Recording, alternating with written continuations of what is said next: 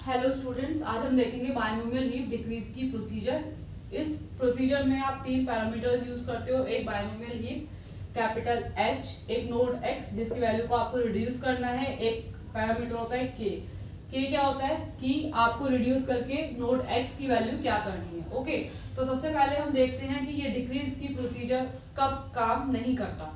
तो सपोज आपका जो नोड है जो हम कंसिडर कर रहे हैं वो है आपका नोड विद वैल्यू 31। ओके, तो x पे ऑलरेडी वैल्यू क्या स्टोर्ड है 31 और सपोज हम k की वैल्यू ले रहे हैं। सपोज k की वैल्यू हमें जो प्रोसीजर में गिवन है वो है suppose 33।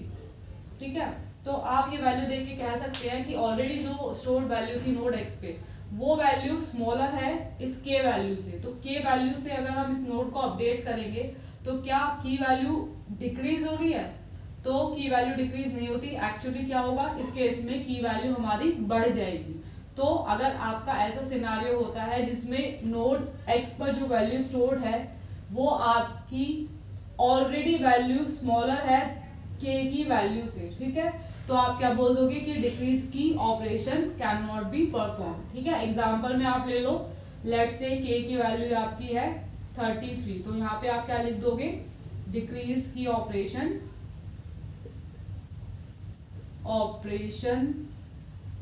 Can not be perform, can not be perform. ठीक है, और क्या करोगे एंड रिटर्न। इसके बाद क्या करोगे, प्रोसीजर से रिटर्न कर जाओगे। ठीक है, इसके बाद सपोज आपका जो k की वैल्यू है वो है सपोज 29। ठीक है, ये हो गया केस 1। केस 2, सपोज k की वैल्यू हम ले रहे हैं 29। ओके, k मींस डिक्रीज होने के बाद इस नोड x की वैल्यू क्या हो जाए 29। तो यहाँ पर क्या है 29 स्मॉलर है 31 से, तो ये वैल्यू डिक्रीज हो सकती है, कोई प्रॉब्लम नहीं है। तो हम क्या करेंगे, इस नोड की जो वैल्यू है इसको अपडेट करके क्या कर देंगे 29। ओके, तो ये है सिंपल सा प्रोसीजर। जिस आप क्या करोगे, पहले चेक करोगे कि k की जो वैल्यू है वो की ऑफ x से ग्रेटर तो नहीं है। अगर ग्रेटर है तो आप बोल दोगे कि डिक्रीज की operation can not be perform और रिटर्न कर जाओगे। अगर ऐसा नहीं है तो आप चेक करोगे k की वैल्यू छोटी है तो क्या करोगे, तो आप क्या कर दोगे की ऑफ x में, ठीक है, क्या करोगे, जो आपकी k की वैल्यू है वो स्टोर करा दोगे। तो यहाँ पर ये ऑपरेशन परफॉर्म होने के बाद की ऑफ x क्या हो जाएगी 29। ठीक है, तो आपका जो बायनोमियल हीप है वो आपका अपडेट होके यहाँ पे क्या वैल्यू स्टोर कर लेगा 29। सही है। अब इसके बाद एक और केस बनता है वो हम ट्राई करके देखते हैं। सपोज अब आपका जो नोड x है वो है लेट से ये वाला नोड, ठीक है, नोड विद वैल्यू 38 आपका नोड x है। ठीक है, अब इसकी वैल्यू को रिड्यूस करके क्या करना है, सपोज इसकी वैल्यू को रिड्यूस करके हम कर रहे हैं 29। ठीक है, suppose k is equal to again 29 but node x has changed. तो अब क्या करेंगे, सबसे पहले देखना है कि क्या k की वैल्यू ग्रेटर है की ऑफ x से। k की वैल्यू क्या है 29 इज स्मॉलर देन दिस की ऑफ x। की ऑफ x क्या है 38। तो यहाँ पर आपका जो केस 1 है वो तो नहीं बन रहा, मीन्स आपका जो डिक्रीज की ऑपरेशन है वो काम करेगा। अब जब काम करेगा तो यहाँ पर हमने क्या बताया था, आपको क्या करना है, की ऑफ x में 38 की जगह क्या स्टोर करा देना है 29। ठीक है, तो यहाँ पर हम 38 की जगह वैल्यू क्या स्टोर करा देंगे 29। ठीक है, अब यहाँ पर एक आपको ऑपरेशन एक्स्ट्रा करना पड़ेगा। ऑपरेशन क्या करेंगे, यहाँ पर आप देखिए आप क्या किस पे काम कर रहे हैं, बायनोमियल हीप पे। ठीक है, binomial heap is a collection of binomial trees and binomial trees में प्रॉपर्टी होती है कि जो पेरेंट नोड होता है उसकी वैल्यू क्या होनी चाहिए, स्मॉलर होनी चाहिए किससे, चाइल्ड नोड से। बट यहाँ पर आप देखिए जब हमने इस नोड x की वैल्यू को रिड्यूस करके 29 किया तो यहाँ पर इसका जो पेरेंट नोड है वो क्या है, नोड विद वैल्यू 36। अब ये इस नोड की वैल्यू, पेरेंट नोड की वैल्यू क्या हो गई, ग्रेटर हो गई इस नोड की वैल्यू से। तो इसके लिए हम क्या करेंगे, स्वैप ऑपरेशन परफॉर्म करेंगे। स्वैप किस तरह, value of x and and parent of x को हम क्या कर देंगे, स्वैप कर देंगे, value of x and value of parent of x को स्वैप कर देंगे।